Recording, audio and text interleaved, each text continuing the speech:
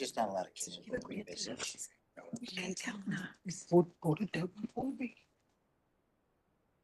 Okay, good evening, everyone. I call the November 6th regular meeting of the District Board to order. John, would you please call the roll? Curry. Here. Adel. Here. Anderson. Avedisian. Here. Pisano. Here. Buell. Bush. Here. Clark. Desai. DeBella. Here. Drake. Here. Gale. Cardell. Here. Gentile. Healy. Hoffman. Here. Oheb. Holloway. Here. Johnson. Here. LaChance. Lester. Here. Lewis. Magnan. Here. Maniscalco. Payne. Here. Patel. Here. Salemi. Here. Stuber. Here. Taylor. Here. Torres. Wolf. Carrier. We have a quorum. Thank you. Please stand for the Pledge of Allegiance.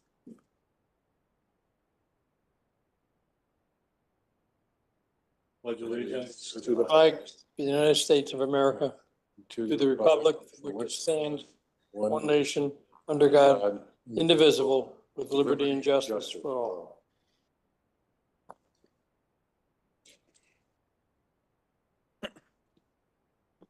Next on the agenda is the approval of the minutes from October 7th, 2024. Move adoption. Is there a second? Second. Discussion, changes, deletions, additions? Hearing none, all in favor? Aye. And opposed? Motion carried. Is there anyone here from the public that would like to address the board on agenda items only? Good evening, Judy.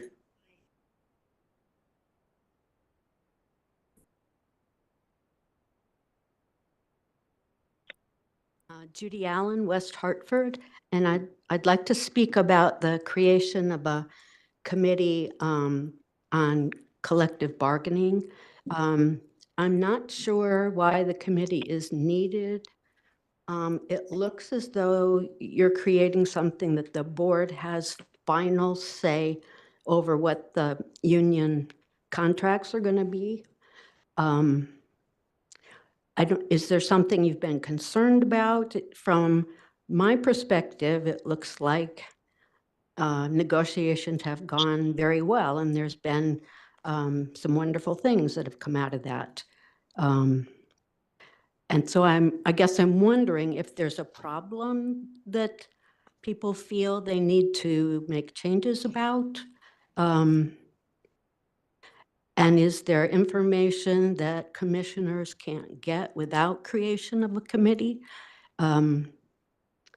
So I have questions and concerns about that. Thank you. Thank you, Judy. Is there anyone else that would like to address the board? Hearing none. Reports from district chairman. The only thing I have is that I've reached out to both the mayor of Windsor, the mayor of Rocky Hill to set up a meeting. We're meeting with Rocky Hill's mayor and leadership day after tomorrow, I believe. I have not heard back yet from the mayor of Windsor. So I'll update you after the meetings take place. Report from Chief Executive Officer. Yes, thank you, Mr. Chairman. I just have two issues. I'd just like to thank staff. I'm going to name a few of them: Julie Price, Julie McLaughlin, Jason Bretemps, Brian Amenta, and there's a lot more people get involved in this. But we did our second annual ice cream event at the Phoenix Society of Firemen's Club, as well as Colts Plastics. Sorry, Colts Plastics is in Dayville, Connecticut. Colts Park. So it was a great event, and everybody's very happy we were there.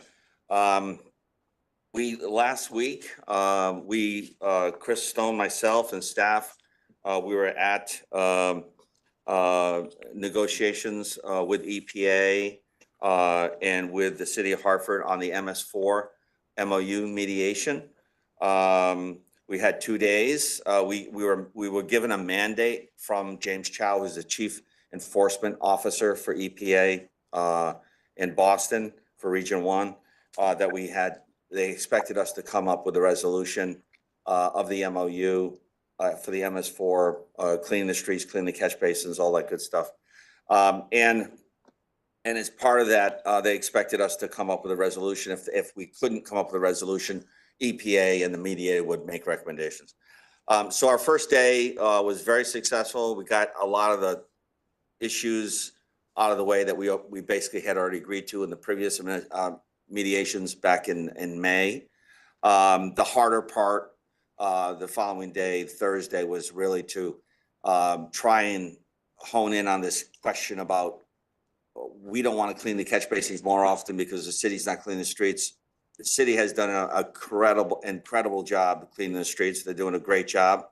They're actually cleaning the streets twice a month, and it shows. And so it's made a huge difference. And we're very, very happy about that. So through a lot of discussions, trying to quantify this to make sure that MDC is not cleaning catch basins more often than we should. Our position is the city needs to clean the streets more often. And given the fact that we're happy with what the city's doing now, and they're happy with what we're doing now, we agreed to memorialize that in the document. So that way, moving forward, MDC, as you know, are putting new catch basin covers on all the catch basins so that it won't allow any kind of litter or garbage to get into the catch basin. But given the fact the city is doing a great job and continues to do a great job, and two times a month is working, we're happy with that. So we incorporated that into the agreement. The only thing we couldn't really resolve, which the mediator is going to make a recommendation to EPA, is that we had done a report back in 2014, the Kleinfelder report, and the Kleinfelder report basically says that MDC owns the majority of the sewer storm system in Hartford, about 57%. DOT owns some, the city owns 8%, but there's an unknown of about 20-something%. And so trying to understand who's going to clean that portion and who's going to, clean the pipes and clean the catch basins. So what we had proposed, MDC, was that we would share in the cost until we decide and figure out how we identify who owns that 20%. And the city didn't feel like they should have to pay with that. So we are going to let the mediator decide. We presented all of our facts, and the city presented their facts, and then we might have an opportunity to review what the recommendations are and have another chance to talk it through with the mediator, with EPA, and with the city. But the EPA, James Chow, has indicated he wants this done by Thanksgiving. So we reiterated that we need the board to approve any MOU. So whenever that draft is done, we will bring it back to this body. So unidentified. Oh, that is kind. Yes, that's it. All right, questions by commissioners? Commissioner? Unidentified. You have the inventory, where they are, and are they in private properties? Yes, Commissioner, a combination of things, like there's no record of some pipe that has an outfall that goes to the side of the highway. There's a lot of those kinds of unknowns. It's so old, there's no records. We don't have any records. So the city's looking in their records to see, but as part of the MOU, we have created a working group, a committee. And that committee will be we named the committee. It'll be our COO and our engineering staff, along with the Director of Public Works for the city and the Chief Engineer. And they'll together, we'll try and figure all this out. And it's gonna take time, but it's a starting point, so. Thank you, Mr. Chairman.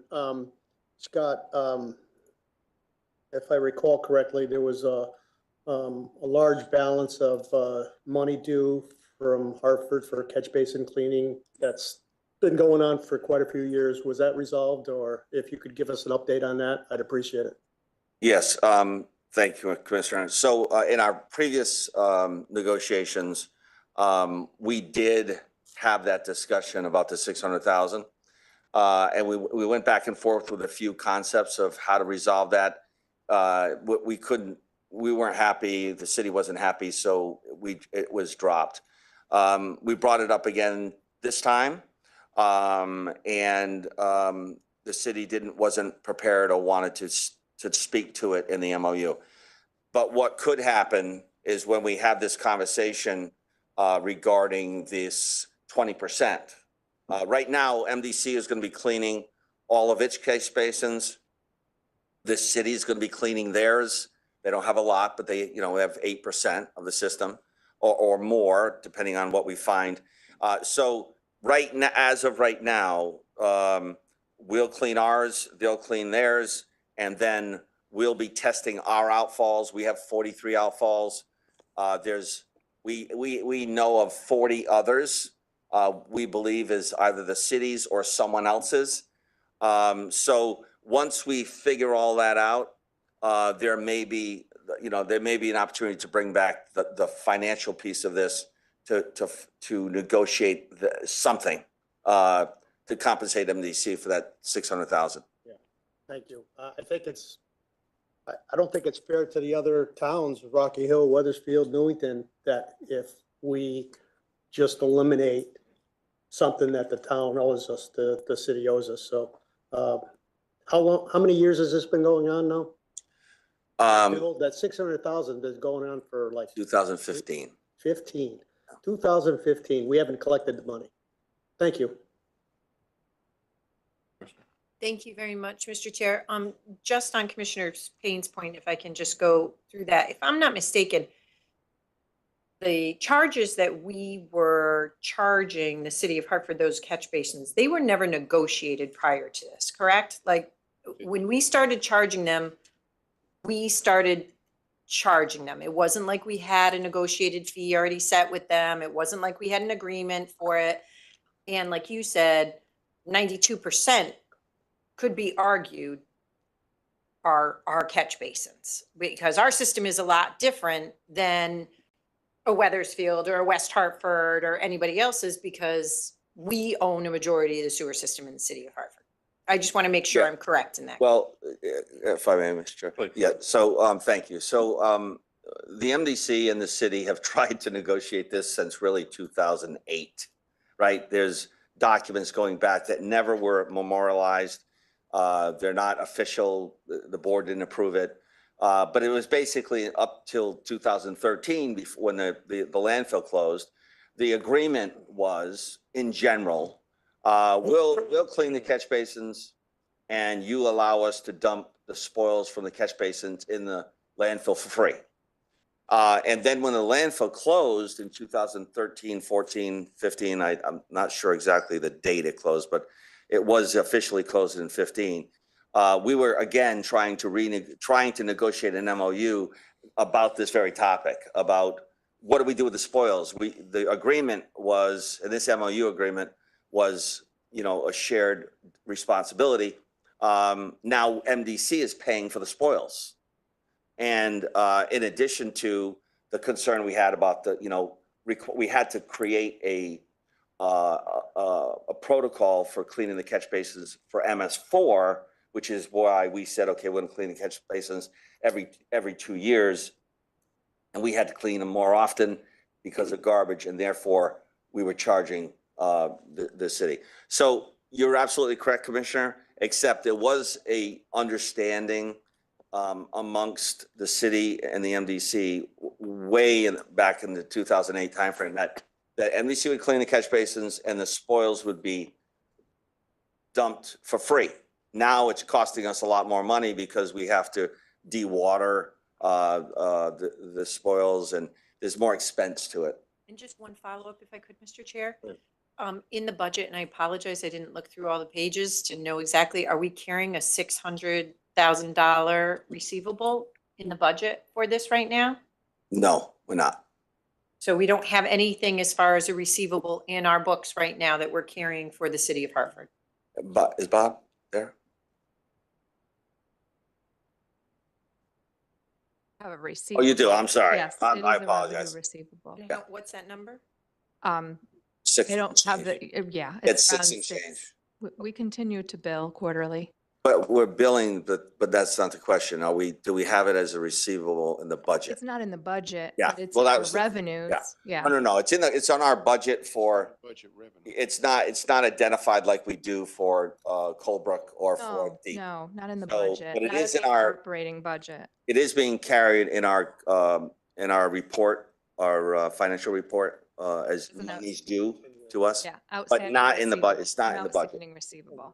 And are we billing? Sorry, last question. Are we billing right now still? Yes. Even with them doing the work that they've been doing?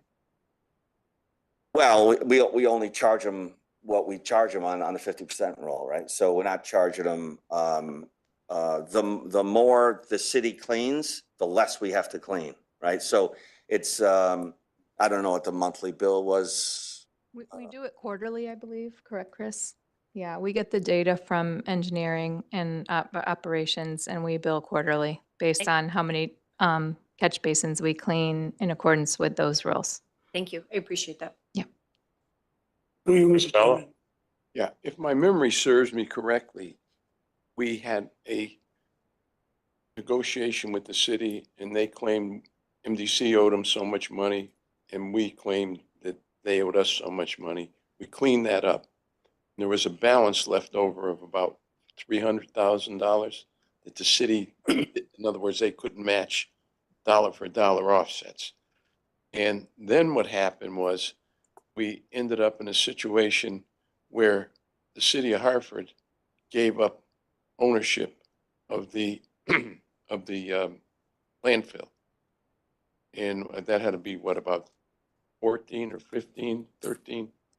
And that's when the state said, well, we're going to charge you to put it in there. And that's where we picked up the rest of the balance on it, isn't that? Well, let me just clarify, if I may, Mr. Chair. What you're referring to, Commissioner, is that was the water bills. We had multiple water meters on properties that were city-owned, and some of them were not actually city-owned property. It was actually, could have been housing authority. So it took us a while to clean all that up. That's all done. So everybody's happy. They paid us, and we're all good. So we settled that one. Yeah, that's all settled. But the landfill when it closed, Well, it never closed. it The closed. city lost ownership. The state took it over. No, they closed the landfill. It's closed. They closed it. And so when they closed it, the city, I know CRA was involved there for a while, whenever that was, back in 2000. But the city closed the landfill. Deep forced them to close the landfill. And when the landfill was closed, we no longer could bring it there for free. We have to now bring it to other places, and we actually have to pay for that. So there's an expense there. Then there's an additional expense of having to clean them more often, which is, basically the monies that we're charging. So. Mr. Chairman, To decide. I worked at MDC, city 30 years, and it was always assumed MDC was cleaning the catch basins. Nobody ever mentioned that it is city's responsibility. And it was always done. Now, you arbitrarily, and maybe for your own reason, and you found one quote unquote excuse that we were dumping it free, now we have to pay for it. So you arbitrarily decided that we want to charge city. Didn't negotiate, there is no agreement, even as of today, there is nothing in writing anywhere saying that who is responsible for what. So I think there has to be some reasonableness, and amount which you calculated was obviously arbitrarily one-sided. No, No, I don't think it requires yeah, a that's, response. that's fine. I would just say, Commissioner, that, when someone damages MDC in any way, we bill them, right? So our position is, I have multiple documents over the years between the city and ourselves about trying to come to a resolution on this topic. And we couldn't, and we haven't. And now we have an agreement, an MOU that works for both of us. And as long as the city continues to do what they're doing, and they're doing a great job, we should not be incurring any more costs. How we resolve the issue of the 600,000 is, It's a negotiation. yeah. Mr. Chairman, I agree that there was a period of time, city probably was stopped sweeping as much as they did. And as a result caused a problem, and you forced the issue, which in my opinion was a good solution. And ultimately, both parties are doing a better job. And that is a good resolution. But this amount which we have been carrying on books, which has to be resolved amicably without bringing it up at the board unnecessarily and making city look bad. Sorry. It's okay. Excuse me, You Mr. wanna- Chairman. I mean, this is a topic that we've discussed annually, and it really, I don't think it's part of the presentation Scott Well, made. It had a question with Scott's presentation, and I don't really like the fact that this commissioner is calling me out. We've been talking about this for years. It's on the balance sheet. It's not fair to the other towns, and I hope that this MOU addresses the issue and makes something fair, considering that we have other members of the other towns that are part of this MDC. Okay, thank you. Thank you, Commissioner. And I would say we have 7 other member towns, not the 2 or 3 you mentioned. So I understand that. besides that, I have to say, we sit here, we come from a lot of different places, but with a lot of experience, whether it be political or managerial or union or town or city. And it's okay to criticize each other. It's okay to disagree with each other, but let's do it in a civil way. And there's no need for responses. I will try to address those things when they happen. But let's just keep it civil. That's all I ask. Chris, did you want to? Yes, thank you. Very briefly. Just on that issue, I won't prolong it. I take the chairman's advice on that, but I think that one of the reasons why, or at least arguably, that the city of Hartford is doing such a better job on sweeping the streets is because we were pursuing the cost for that additional, not the additional cleaning of the catch basins. And it's not an issue of ownership of catch basins. It's the issue of our increased maintenance because the streets weren't being swept on a regular basis. That has changed, I would assume, and I'm not going to ask Chris this directly, but I assume that the bills have gone down over the last several months, if not a couple of years, because of the more aggressive street sweeping that the city's been engaged in. So that's a positive thing. But you did highlight, in terms of whether there's agreement or not, some of the issues relating to any action which we might take. I said this a couple of years ago. I'm not going to sue a fellow member town unless I get a resolution from the board saying sue a member town. So that's where we are. Anyway, the mediation that Scott pointed out was very productive. I won't go. He did a very good summary of what happened. It's going to come back to this board, maybe to some bureaus like the Bureau of Public Works. It's going to be a recommendation from us. It's not going to be written in stone, so to speak. You'll have a say in what it provides. There will be a recommendation, perhaps, which will include how to deal with the outstanding bill from the mediator. And he has said it's only a recommendation. There'll be pain that will be meted out to both sides. There'll be gains for both sides in terms of the financial aspects of this, but it will be just a recommendation. He is a mediator, not an arbitrator. So he will offer a suggestion.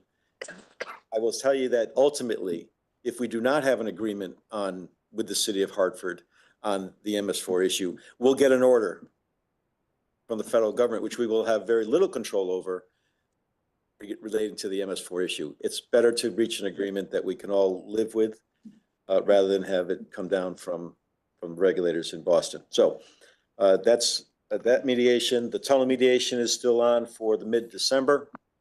Hopefully, it's a 2-day mediation. Hopefully, we'll have as positive a result from that mediation as we had, and hopefully we'll have on the MS4 mediation.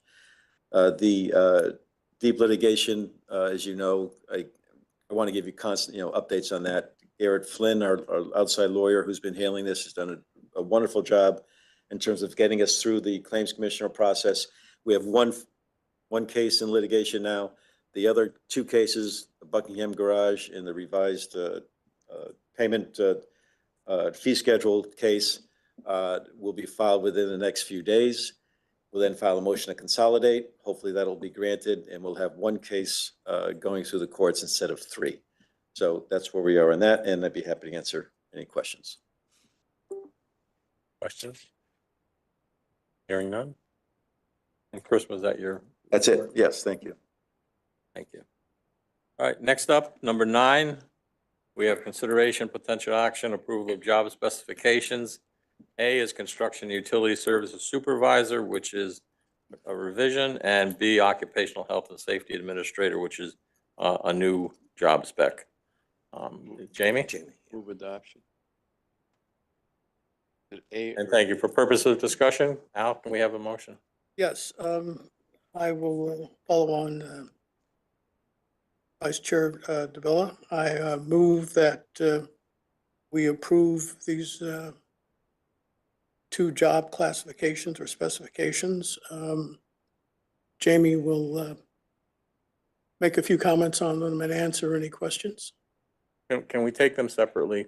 Yes, Mr. Taylor? yes. We're going to take each one separately, yes. Okay, thank you. So we will take item A first. Good evening, Commissioners. Jamie Harlow from HR. Again, as the commissioners have said, this was approved at PP&I. The first one is a revision to construction and utility services supervisor, just due to changes in the job that has essentially grown. It's one of the multitasking jobs that we have here. And they're doing much more work with customer interactions, managing complex programs. So we have, and obviously safety is first and foremost one of the most important aspects. So with some of those changes, we had brought it in 2021, but again, at that point had not suggested a increase to the labor grade. So we are requesting that in this situation to take it from an SS6 to an SS7. And I can address any questions that you may have.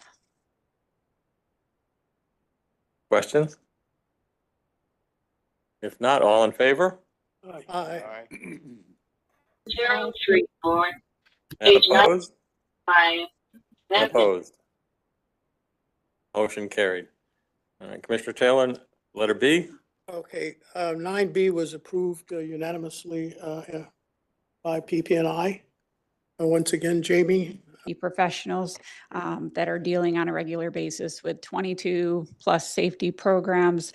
They're interacting with OSHA as necessary, filing those standards, dealing with our safety committees, amongst a whole host of other responsibilities. So this really is a slightly higher level position that we are proposing to add to our job matrix.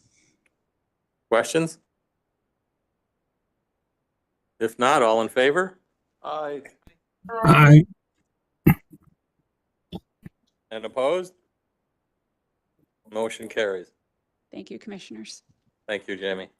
Move on to number 10, Bureau of Public Works, consideration, potential action. A is the Windsor Lock sewer treatment, and B is request for deferral of 109 Pearson Lane, Windsor assessment. Chair recognizes Commissioner Hoffman for a motion on 10A. Thank you, Mr. Chairman. Each of these items, A and B, we're taking A first, was presented by staff and discussed and passed unanimously by the committee. Is there a second? Second. All right, before we move into discussion, I'd like to note that in the original document provided to us, it was constructing an 8-inch sewer main. And I'm requesting that the motion made change that to a 10-inch sewer main. There's no additional cost, just a typo, if you will. So Al, would you consider making an amendment to make it a 10-inch sewer main? Certainly, as stated. Is there a second to that amendment? Second. Discussion on the amendment? All in favor? Aye. Aye. And opposed? Amendment passes. Now we'll vote on the motion as amended. Is there any questions on the motion as amended? All in favor? Aye. And opposed? Motion carried. And move on to 10B. Chair again recognizes Commissioner Hoffman. Move the item. Second. Discussion? Hearing none, all in favor? Aye. Aye. And opposed? Motion carries. Item 11 on the agenda, Water Bureau, consideration potential action, Goodwin Dam, lead market participant. Chair recognizes Commissioner Adel. Thank you, Mr. Chairman. The Water Bureau discussed this November, earlier at our earlier meeting. Staff gave a very good presentation. We had someone from the New England wholesale electric markets proposing that they would assist us in being a market participant, and that was a unanimous vote in favor. There a second? Second. Move forward. Thank you. Thank you. Discussion? Questions? Commissioner Drake, could you just, I'm not sure if I understood this. Could you, someone just, do we make more money doing this, or what's the, what's changed versus becoming a participant versus we don't want to become a participant? Yeah. I just don't spend a lot of time, but just. Yeah, just quickly, ISO requires you to, after we got out of our contracts that changed in 2017 and 18, they required you to have a lead market participant to sell power to the grid. It's like, having a broker. So do we have somebody else before? We did, and we're bidding it, and so we're changing that party. Good enough, I get it. Any other questions? If not, all in favor? Aye. Aye. And opposed? Motion carries. Takes us to number 12, consideration potential action establishment of special committee for collective bargaining negotiations. Chair recognizes, well, I don't recognize anybody. Is there a motion? So moved. Second? Second. Thank you. I will speak to this. And Judy Allen, if that was the intent of this, I would have those very same concerns, but that is not the intent. This is to establish a committee that the members of the committee, member or members, would participate in as a member of the negotiating panel during the oncoming negotiations. This was something that came to me back in January. And there was no sense of urgency at that time because, and there's really no sense now of urgency because all of our negotiations are pretty well completed for 3 years. 3 years. So, but I think it's time to put it in place. The intent is for the board to have a representative there, but the real intent is I'm hoping that there'll be an increased communications between the negotiation teams, i.e. Scott and Chris, and back to PPI, so that, and prior to negotiation starting, so that when that first day of putting everything on the table, each side presents that list, that the PPI committee has been briefed and has been a participant in the discussions and what should be considered on that last list and final presentation to the bargaining unit. So it's something that, and surprisingly, I was surprised because I've been sitting on management side of negotiations for over 30 years, including at the state level, which sitting around this board is a small group when you go into a room and you deal with state negotiations, bargaining unit negotiations, because there might be 50 people sitting at that table. I got a call from one of our commissioners who participated for almost as long, maybe longer, on the bargaining unit side. And during all his time, he had never had a member of the management time, i.e. Board of Ed, Town Council, whatever level, be a participating member of the negotiating team representing management. I find that it works exceedingly well and encourages better communication or increased communication back to, in this case, it would be PPI. So that's why I'm bringing it forward to you. Any question? Josh? So if I'm understanding this correctly, we've never done this before. We had a long time ago. A long time, okay, pardon me, a long time ago. And I'm not one, I will tell you all, I'm not one that says we're going to do it because that's how we did it before. I didn't even know that until recently. So the question is, we have our management team, which is in those negotiations. And what I'm hearing is we're not getting good communication from them. No, I didn't say that. No, that's why I'm asking the question to PPI, and that you're going to have better communication with one of the board members on there than you would from your own staff. I mean, and that's, I mean, maybe I'm missing something. A board member from this body. Right. Commissioner. They're not the one who's going to communicate with us. But they will be there as a participant and will have firsthand knowledge of what's going on behind the doors. Keep in mind, it's all an executive session. So when we come to PPI, that too will go into executive session and you talk strategy for upcoming negotiations. But I'm hoping it'll lead to increased, I don't necessarily say better, but I will say increased communications between both sides. I personally, I think that the negotiations over the years since I've been here for almost 14 years have went exceedingly well. I'm utterly amazed. I'm still amazed that Jamie and Scott and Chris and the negotiating team was able to get consolidation of jobs. I mean, it's almost an unheard of thing. And that will always amaze me. And you know, there's some of us at the table that are unhappy with some of the outcomes or why the outcomes have happened. And I just feel that if we have a body on that team, that negotiations will be as they are now, but we'll have increased communication. That's it. And I'm also hoping that it really is not tied to it, but I'm hoping that other than for individual contracts that are not bargaining unit, that this will work well enough that we won't have to hire independent counsel to negotiate with the bargaining units, not with management, but with the bargaining units. Any other questions? Commissioner?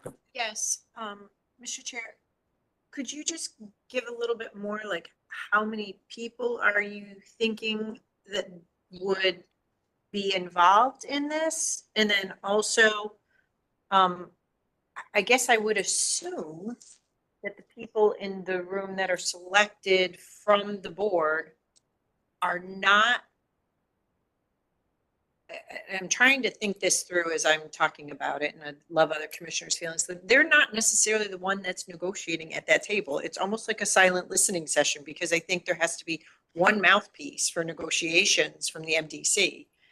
You're absolutely, When they're at the table. you're absolutely Like, correct. if I'm selected, I'm sitting there and going, well, no, I think we should do X, Y, and Z.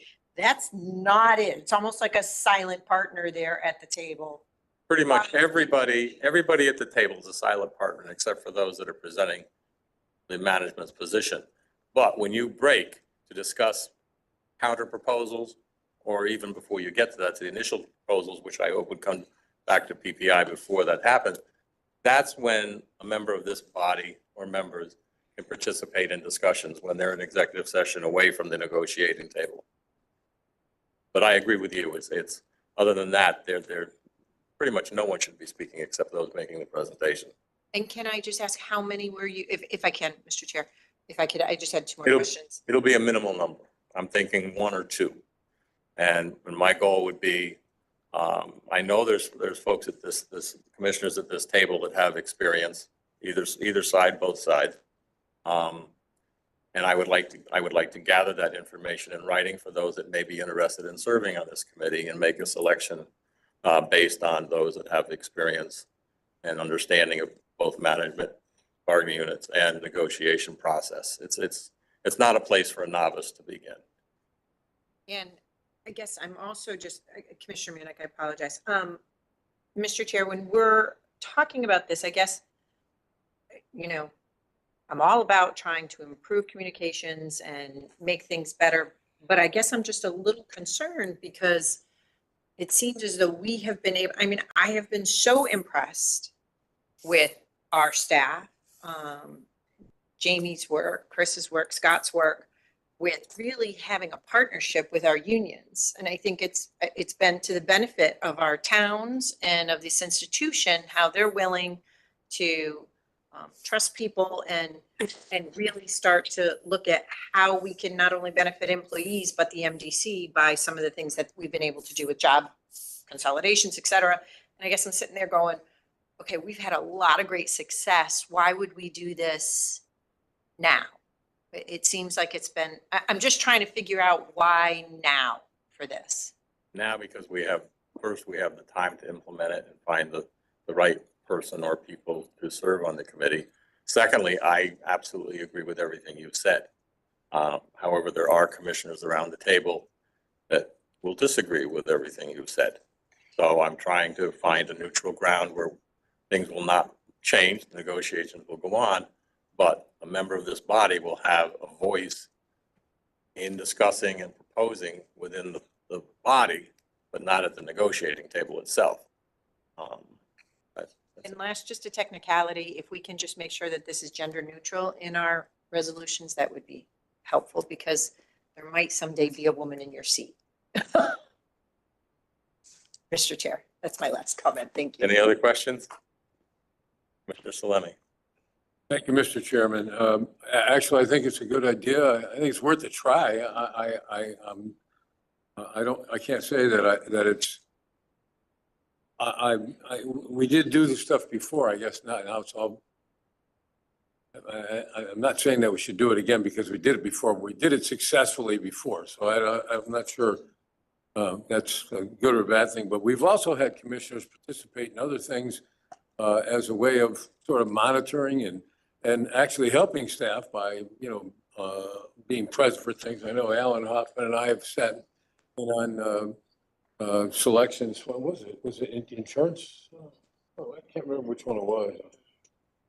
We sat through a couple of, and other commissioners have too, as a representative of the board through, an activity of the staff. That being said, I also, I'm not sure that having, folks be involved in this way is going to obviate the need completely for some sort of labor council. I mean, we've had, I don't expect to see if there's 3 or 4 commissioners involved in this, them go to, mediation arbitration hearings. I'm not sure how that's going to work, but that's the place where a labor council winds up. And that's the only thing I would ask that, I'm certainly, going to support this, but I'd like at some point, to have everybody have an understanding of, we have 8-member towns and whether those 8-member towns use, labor council, whether they have, an independent or separate labor council to deal with their staff. I think that you're going to find that they do. Doesn't mean anything. Doesn't mean that, we absolutely have to, but it's certainly supportive of the fact that, having someone besides just the staff and labor, because of the sort of natural, division between those two, that it's usually someone to sort of be in between that, sort of participate in making sure that what's happening is fair to both sides, and also sort of satisfies our own prerogative to see what's going on. It's our prerogative and our responsibility as a commission to be informed on all of what's going on. So, thank you, Mr. Chair. Thank you. And I agree. And I don't want anyone to construe that a vote in support of this motion is tied in any way to consideration for an independent labor council down the road. I just threw that out there. Mr. Chairman, Side? all agreements ultimately will come to the board for final. Patel, I'm sorry. Okay. Yes. Any commissioner presence there, does it create a legal problem in terms of one of our member may have agreed, disagreed, whatever? Can it cause a problem when entire board have different opinion or changes their mind? Legal question. Well, Chris Stone, to the extent I heard you right, and having someone there is not going to create a legal problem vis-a-vis that person in the board. Remember that this committee, and it's phrased, we use the words carefully, right? They may initially then make recommendations, and that's their job. And as the chairman pointed out, that doesn't mean they're sitting at the table arguing, bargaining, whatever it might be, but there would be a useful purpose as the negotiating teams are either at an impasse or need to discuss something privately. It would be that person or that group of people that your negotiating team can rely upon, not necessarily to bind the board, but to offer suggestions on how that impasse might be addressed outside the presence of the other side. So and we caucus all the time during these, as you can imagine, during these, and that would be a great opportunity for the member or members of this special committee to be engaged, and then be able to share come back to you, the board, and share with the board, the ins and outs, what happened, what was suggested, where are we, where can we be? That's all. Any other questions? If not, all in favor? Aye. Aye. Opposed? Opposed. Commissioners Payne and Gardeau. Oh, no. No? No, Sorry, no, I heard it you over got there. that wrong. Okay, I heard it from over there. Commissioner Avedisian and Gardeau, was there anyone else that was opposed? Anyone online? Okay, thank you. Thank you. Motion carries. Thank you. And within a short time, I'll be sending out a letter to all commissioners asking those that might be interested in serving on this special committee to submit, call it a resume, but not a full resume, but a resume as it would pertain to your experience with negotiations. With that, we'll move on to item 13, opportunity for general public comments.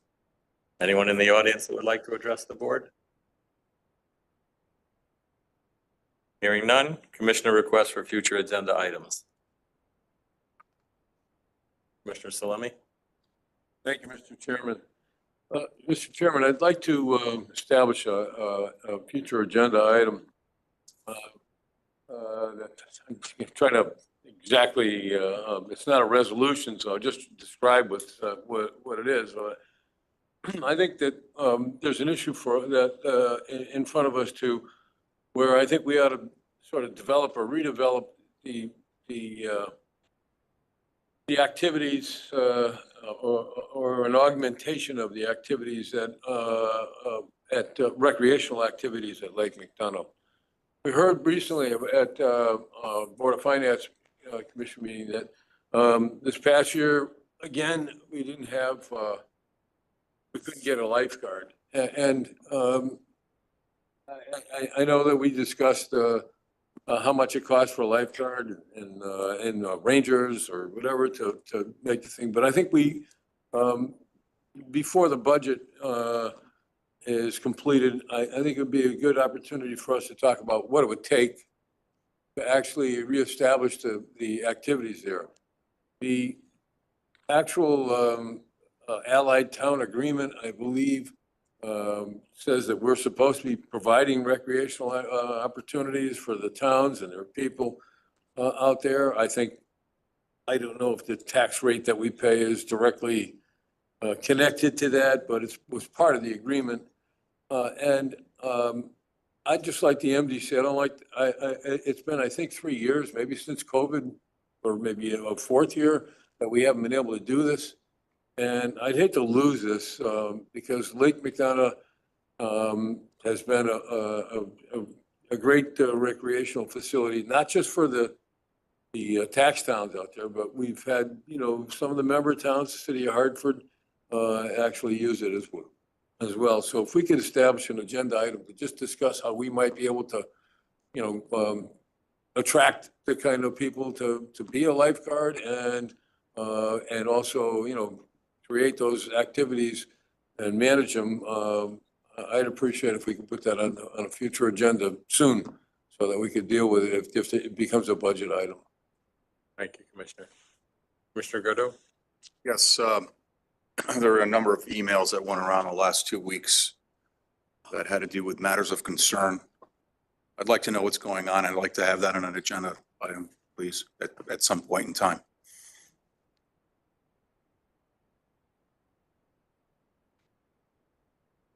Okay, could you be more specific on, I get so many emails from so many folks, so could you be more specific on There is a which emails you're referring to? email from Commissioner Taylor, one from Commissioner Mandyke, one from Attorney Stone. That thread. I know which ones you mean. Okay, thank you. Any other offerings for future agenda items?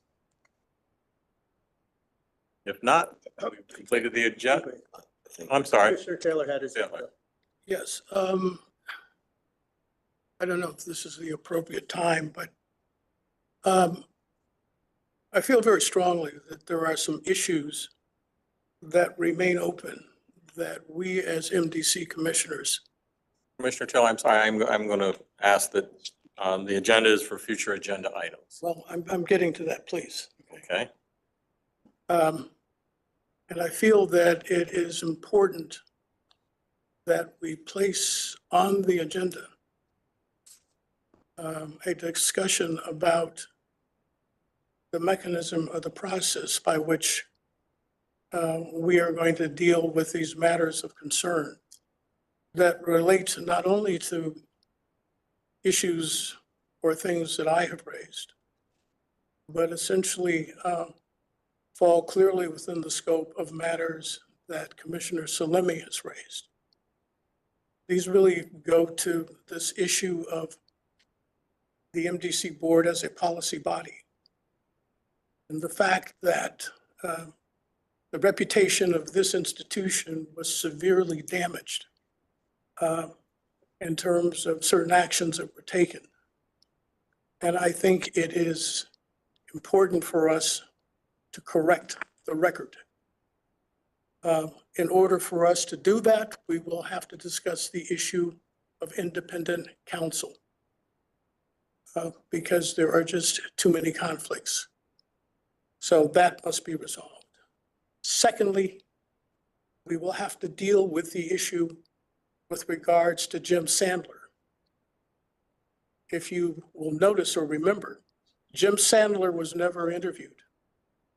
And Jim Sandler is a key player in this. Commissioner Taylor, I'm sorry, but Yeah. can you give me a specific item you'd like me to consider for a future agenda item? The I'm future not agenda gonna- I item. don't want to discuss the issue that you'd like to bring. Listen, I'm not trying to discuss it. at Well, this you point. are, so I would prefer just No, tell us no. what you would like on the agenda. What I would like on the agenda basically is that these matters of concern, how we are going to deal with them in the appropriate form.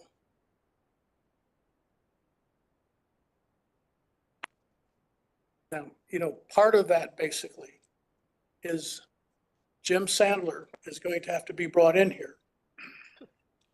Okay, I've got Okay. your suggestion for a future agenda item. I've added a word and determine the appropriate form. I added determine, so. All right, are there any other proposals? Yes. Proposal. Yes, I have two, please, Mr. Chair. The first is I'd like to make a recommendation for Commissioner Salemis that actually that be brought before the community relations.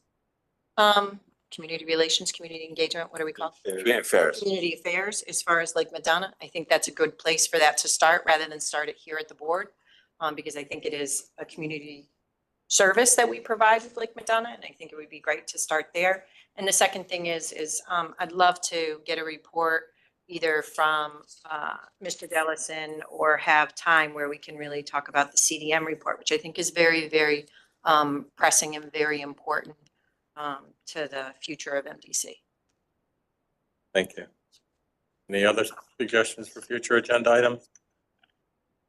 Commissioner Patel. Explain. The discussion, do you have an item you'd like me to consider to put on an agenda? Yes or no? I'm saying is. Do you have an item to put, you want me to consider putting on an agenda? This is where we are on the agenda right now. We are not debating issues or other proposals. Do you have a proposal to put on the agenda? My proposal is people stop writing lengthy emails. It's a point, and that's what, because I tell you, I don't read it. All right, thank you. We get it. Are there any other proposals? If not, we've completed the agenda. The meeting is adjourned. Thank you.